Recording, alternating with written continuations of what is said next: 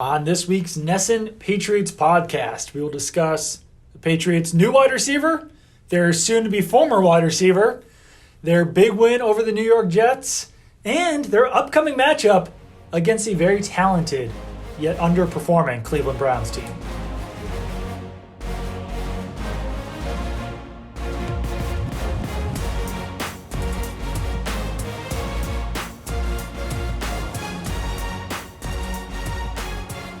Hello and welcome to the NESN Patriots podcast. What a day, what a week, what a flurry of activity that's been going on here inside the walls of Gillette Stadium. We are here later than we usually are because of all of those goings on. I'm joined as always by Zach Cox. Zach, how are you doing? I'm a little caught up in the whirlwind right now, Doug. I'm not going to lie. So much so that you can't even say it correctly. Did I say whirlwind, I think you said. Whirlwind. Yes. Yes, the whirlwind is hampering my ability to say whirlwind. But yeah, it's been, as you mentioned, a pretty busy day down here at Gillette Stadium. I thought we were going to be opening this podcast talking about Michael Bennett and his comments today and whether he has any sort of a future here in New England. But after that happened, the kind of big bombshell of the day, Patriots place Josh Gordon on injured reserve, and then the subsequent bombshell that this wasn't a traditional standard move to injured reserve because a guy's hurt. Apparently, according to reports, the Patriots plan to release Josh Gordon as soon as he is healthy, with the possibility that he joins another team and even continues to play elsewhere this season. So quite a shift for a player who was the Patriots' number 2 wide receiver through the first 6 weeks of this season. What's your read on this whole situation? What do you make of all this Gordon developments? Yeah, I mean, I think that, we all sort of knew that knee injury they suffered against the Giants. Giants, yes. Wasn't going to be season-ending, even though it looked very bad.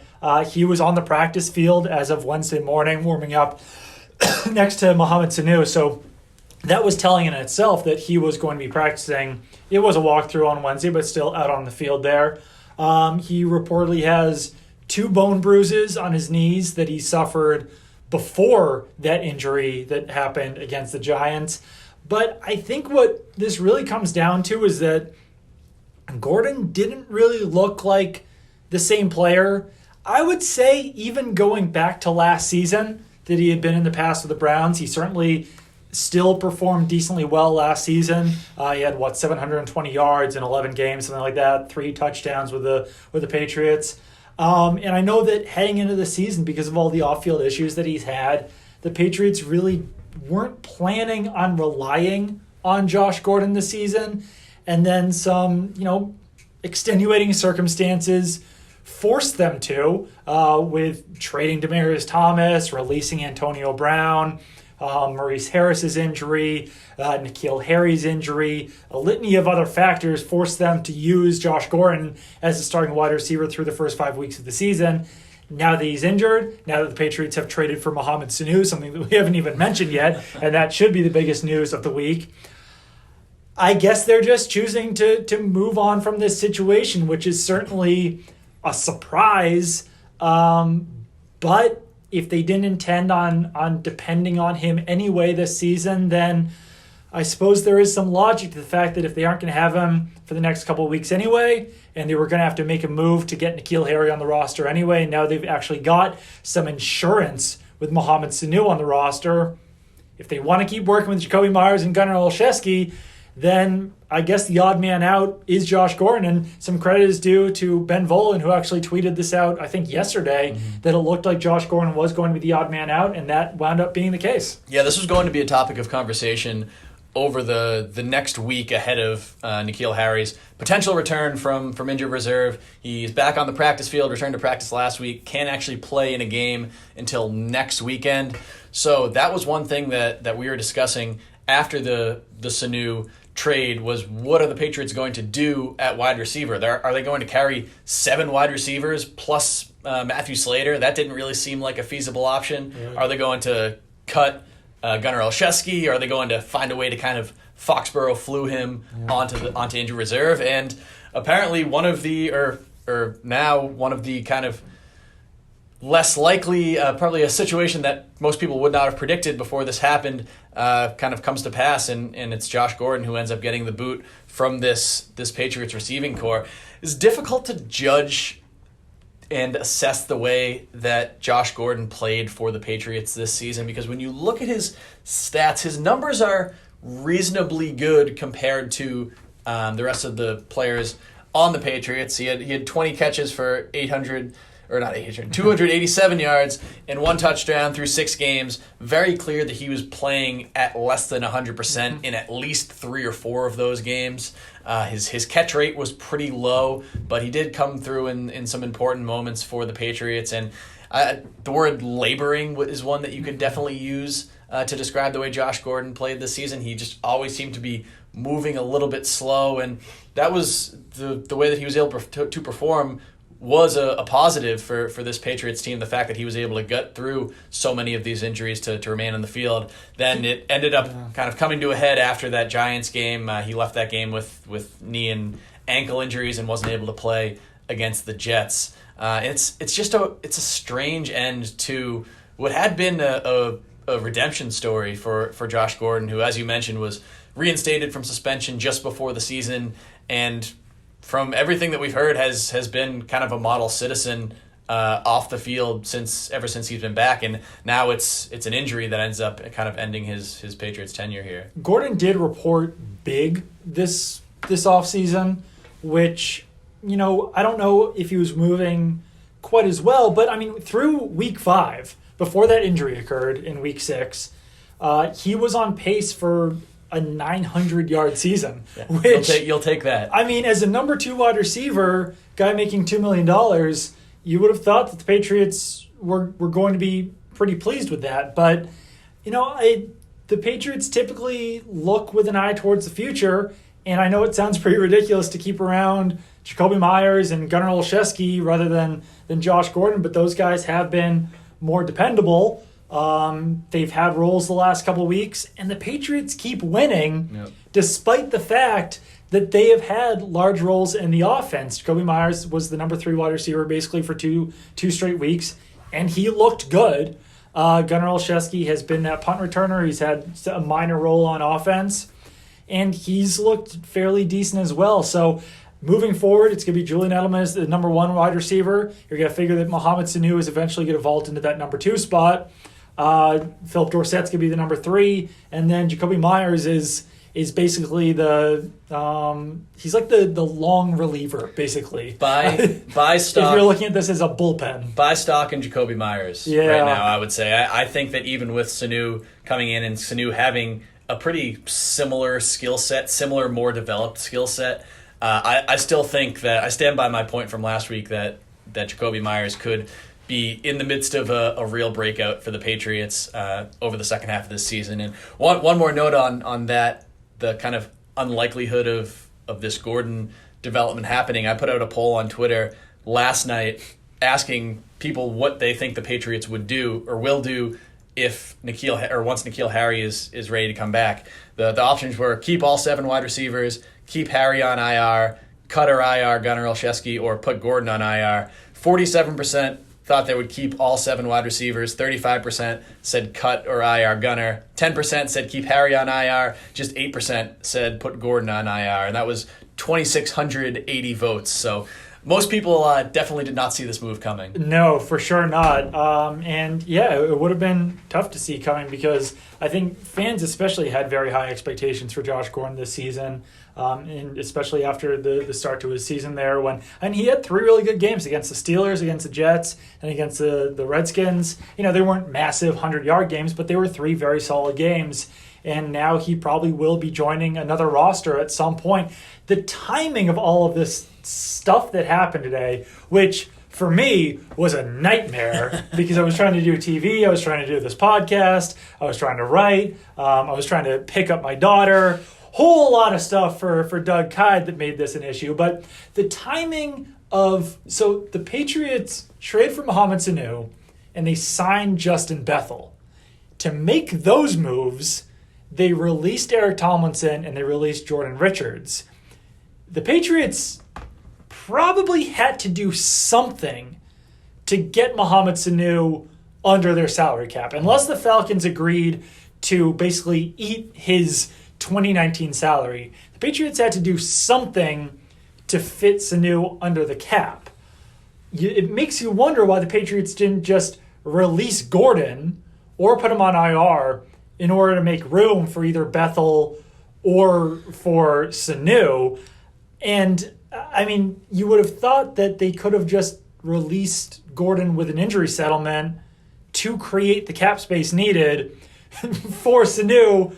So, I mean, I guess this leads me to believe that the Falcons might have eaten that salary cap for Sanu, but it's all very weird that it turned out this way. And now the Patriots have an open spot on their 53-man roster that they need to fill before this weekend's game, and then need to unfill when Nikhil Harry comes back next week, because teams aren't allowed to enter a game with fewer than 53 players on their active roster. Yeah, it's very strange. It seems like, so now they're basically going to have to bring somebody in for 4 days, or bring somebody in and then release somebody else who was already on their roster. It does seem like a strange, unnecessary number of moving parts, but there's got to be some sort of behind the scenes machinations going on here. Yeah, for sure. Let's get into Sanu, because, I mean, it's unbelievable that we're minutes into this podcast. What is it?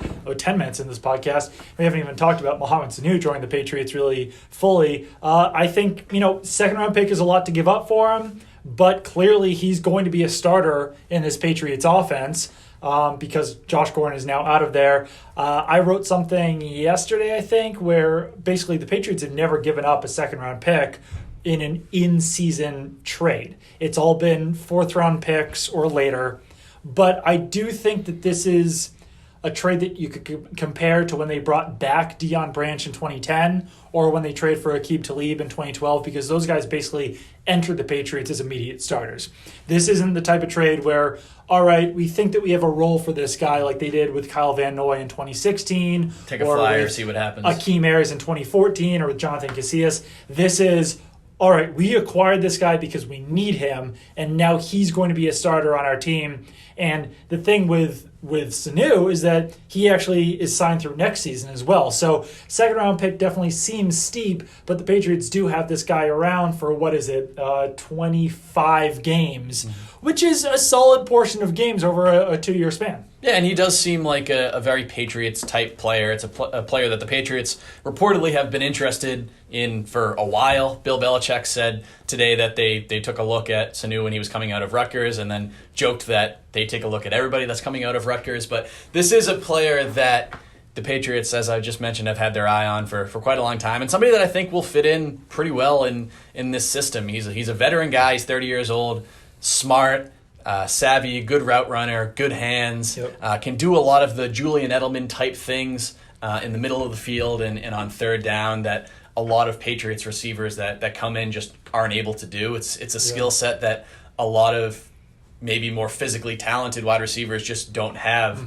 So I think he's definitely going to fit in well here in this Patriots system. I'm interested to see how they use him in relation to Edelman, who plays more in the slot, who plays more outside, because Sanu played not exclusively in the slot with the Falcons, but the vast majority of his snaps, especially in the last couple of seasons, did come in the slot. So again, it'll be interesting to see how they move that whole thing, how Jacoby Myers and Philip Dorsett factor into this whole equation, how Nikhil Harry, how they use him once he comes back, because that could give them 5 legitimate receiving options, assuming Nikhil Harry doesn't just kind of completely flame out this season or bring nothing to the table. They haven't really had that so far. Gunnar Olszewski has played a lot on offense in recent games, but that's been more of a by necessity type thing. They could be looking at a situation where they would have 5 legitimate receiving options in this offense, and I don't know. It's going to be interesting to see how it shakes out. Maybe you'll see Dorsett stay in that starting role for 1 week just as Sanu gets acclimated, but it also wouldn't be surprising to just see Sanu enter and kind of come in here as an immediate starter. I think that the news of the day, Sanu getting traded here, and then Josh Gordon being placed on IR, going to be released.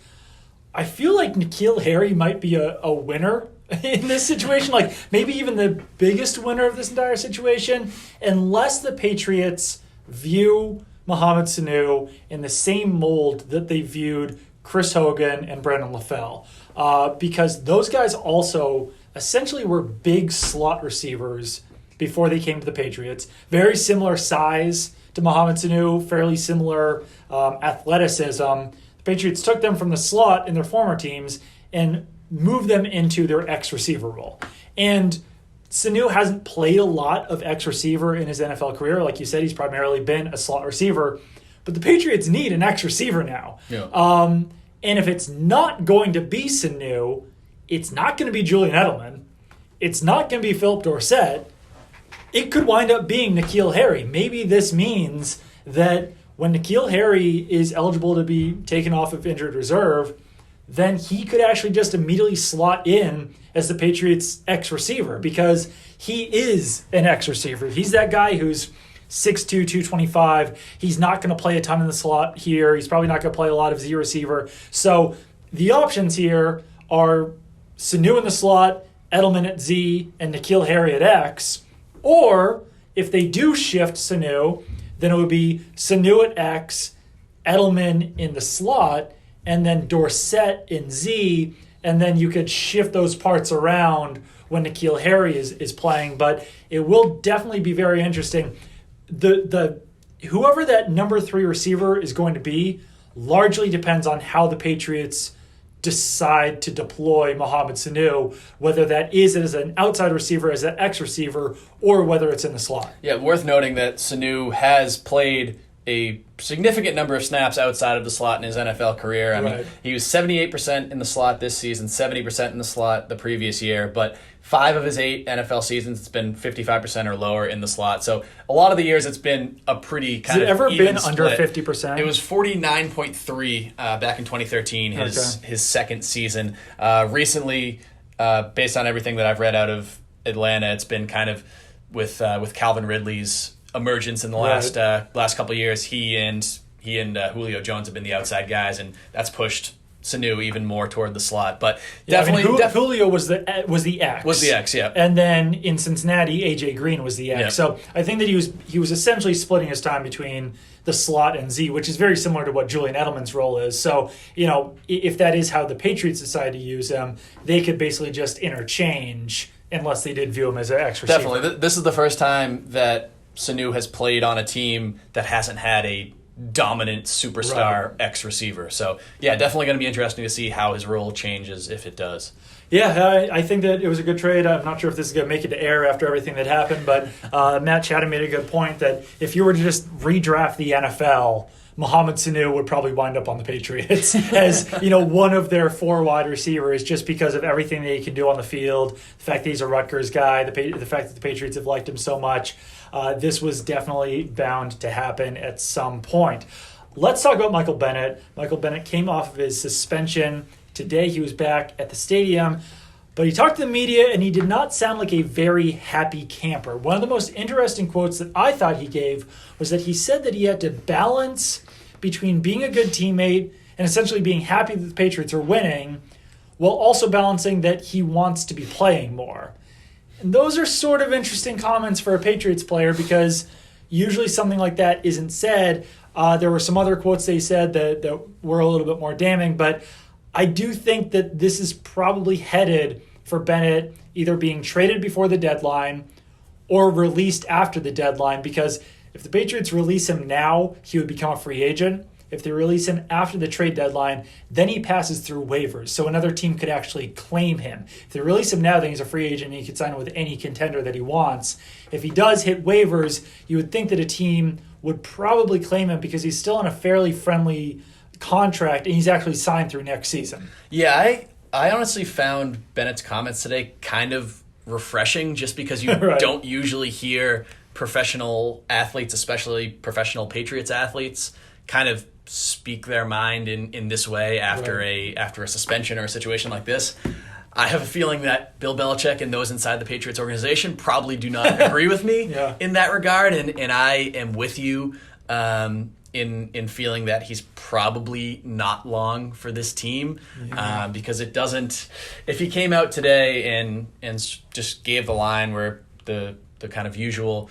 The usual line was, yeah, we had a disagreement, but now I'm kind of back and I'm focused and I'm just looking forward to Sunday and I still love my team and love my teammates, all that kind of stuff. Then maybe you can say that maybe there is a path forward here. And Michael Bennett did say multiple times that he does like playing in New England during this. He talked for about 3 minutes earlier today. He said a couple times that he does like playing in New England, but he likes playing. Like it might Patriots. be yes. You could definitely read that as he likes physically playing on the field for the Patriots, and yeah, this is a balance that everybody or a lot of professional athletes do have to weigh. I mean, especially a guy like Michael Bennett, who's in his first season with the team, who has won a Super Bowl before, is not kind of just here to chase a ring. Right. Do they want to? Obviously, they want to be winning, but if it comes at the expense of their own playing time, their own production to this degree, where it's a situation where a guy who's used to playing 70-80% of the snaps is now only playing in garbage time, right. How do they react to that? And I think a lot of them on the inside probably feel the way that Michael Bennett is feeling right now. So I don't know. It seems like an untenable situation. Right. On the surface, it would be pretty surprising if Michael Bennett plays another game for the Patriots.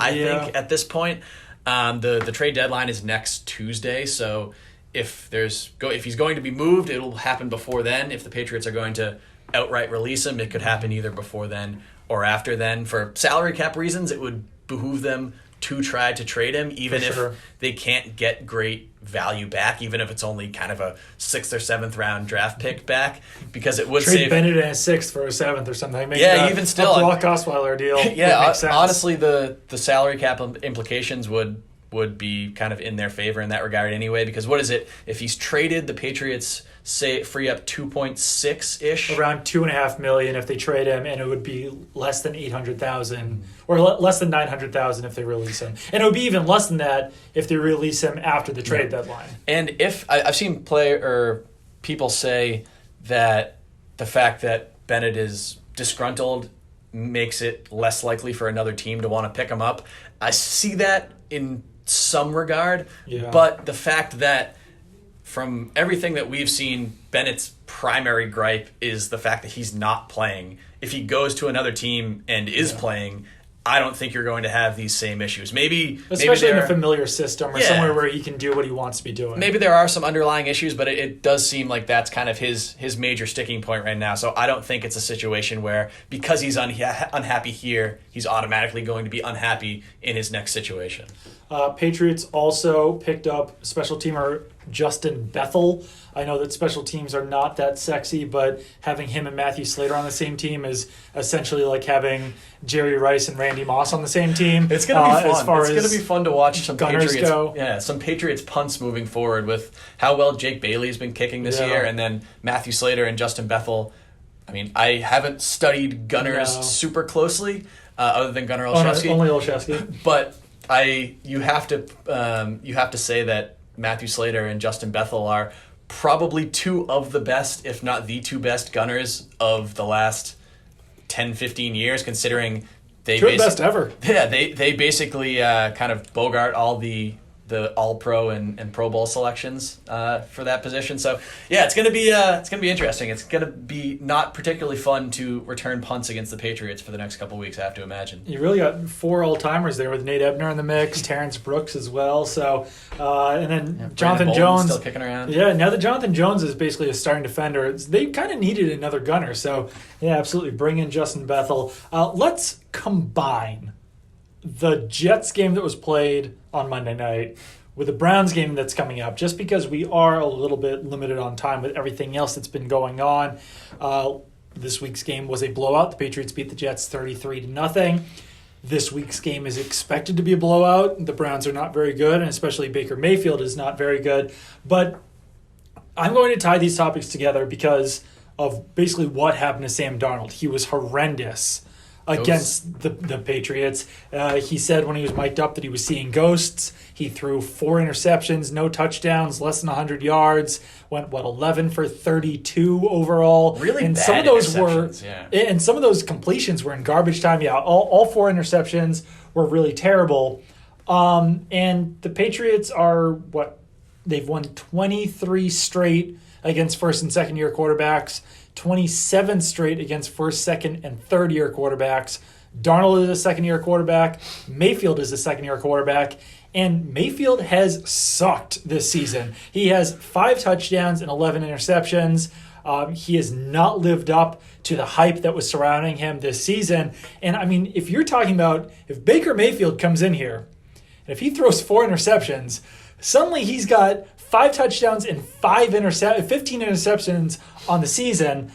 And it's hard to imagine him throwing more touchdowns than interceptions because no one has done it this year against the Patriots. They've allowed 1 touchdown. They have 18 interceptions. No quarterback has had a positive touchdown passes to interception ratio. The only one with a touchdown pass is Daniel Jones, and he had 3 interceptions. Every single quarterback they faced has been picked off, including Ben Roethlisberger in week 1. So, I don't know. I mean, Baker Mayfield has to study what Sam Darnold did and do the complete opposite this week when he's facing the Patriots. Yeah, two 2018 draft picks that the Patriots have faced this season, Josh Allen, Sam Darnold, 0 touchdowns, 7 interceptions in those 2 games. And everything about this game just shapes up poorly for Baker Mayfield, especially because Freddie Kitchens has just looked over his head this season. His play calling, his kind of management of games and management of offenses has just been bad. I mean, right. Baker Mayfield has not performed well, but he hasn't really gotten much help at all from his head coach. There's just kind of a lot of the play calls and a lot of the decisions that the Browns have made this season just don't really make much sense. Trying to do that against this Patriots defense that we've seen just devour everybody this season and devour these young quarterbacks for most of Bill Belichick's tenure here. It's an insane mismatch. I mean, on paper, the Browns should have a much better chance of making this a game than the Jets did, even though I did pick the Jets to win. Sorry about that, all Patriots fans. You guys can stop yelling at me on Twitter. Because they do have Odell Beckham. They do have Jarvis Landry. Nick Chubb is one of the better young running backs in the NFL. But they just haven't put it together this season, and Baker Mayfield is making mistakes. When your quarterback and your head coach are making this many mistakes, it's very, very difficult to win football games, especially against teams that are as talented, experienced, and disciplined as this Patriots team. I don't know. It's tough to see a path forward for this Browns team. For sure. As you mentioned, it was another dominant performance by the Patriots defense, or as we both mentioned, only 1 sack, but they did have the 4 interceptions. They also had a forced fumble in recovery and a safety on a botched snap to Sam Darnold. I mean, they were absolutely smothering. They allowed, 70 yards on 14 carries to Le'Veon Bell, so that wasn't great, but that was also, well. I mean, when the Patriots were up as big as they were, it didn't really matter that Le'Veon Bell was running the ball decently well. There were some issues on offense against the Jets defense. The Patriots offense has not looked great really all season, but ultimately it just hasn't mattered. When your defense doesn't allow any points, then it doesn't really matter how well you do on offense. And, it depends on how you feel about Josh Gordon and Mohamed Sanu as players, whether you think that Sanu is an upgrade to this Patriots wide receiver core or makes the offense better, but at least they do have a player that they can depend on. When Nikhil Harry comes back, that's another upgrade. When Isaiah Wynn comes off of injured reserve, that's another upgrade. There's some hope in the future for the Patriots offense, but it's hard to imagine the Patriots offense carrying this team even in 1 game this season. I do think the Patriots defense is so good that they will be the ones carrying this Patriots team. Yeah, I didn't come out of this game as down on the offense as some people did. Certainly not as down as I was in the last couple of games. I didn't think they played well against the Giants. I didn't think they played particularly well against the Redskins for long stretches, and obviously the Bills game where they only scored 16 points.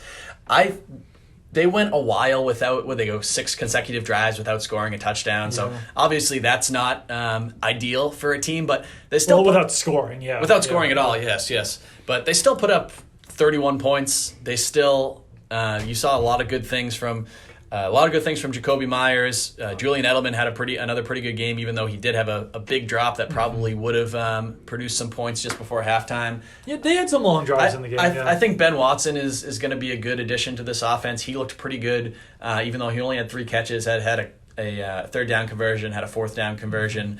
I think the Tom Brady definitely likes having him back in the mix. And overall, I didn't come away from this game, as I said, thinking with having my primary thought be, man, this is just another brutal performance by the Patriots offense.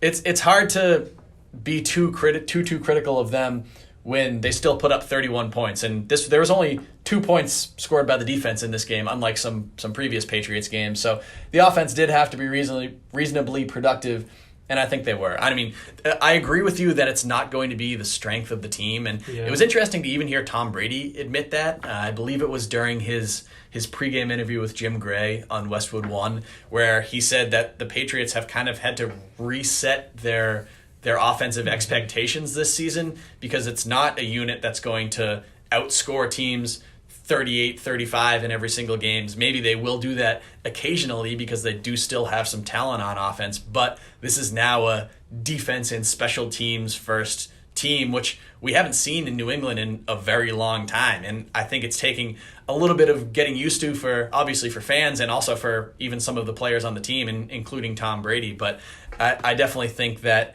this isn't the Bills offense. This isn't the Jets offense. The Patriots are still number 1 in the league in points scored. This is an offense that's still one of the 6-7 best in the league at the very worst. I think this offense is more than good enough to win a Super Bowl, even if the defense takes a moderate step back. Even if the defense isn't playing like the best defense since the 1924 Buffalo All-Americans or whatever team they passed. I think that the Patriots probably took their foot off the pedal a little bit after they did have those first 4 scoring drives. I will say that on one of their scoring drives, the field goal, they moved backwards 4 yards. That was not ideal. No. And then on another one of their touchdown drives, they only had to move 38 yards down the field after the recovered fumble. But there was a 78-yard drive, there was a 67-yard drive, and there was a 59-yard drive. So, no, it wasn't all bad. But, I mean, there was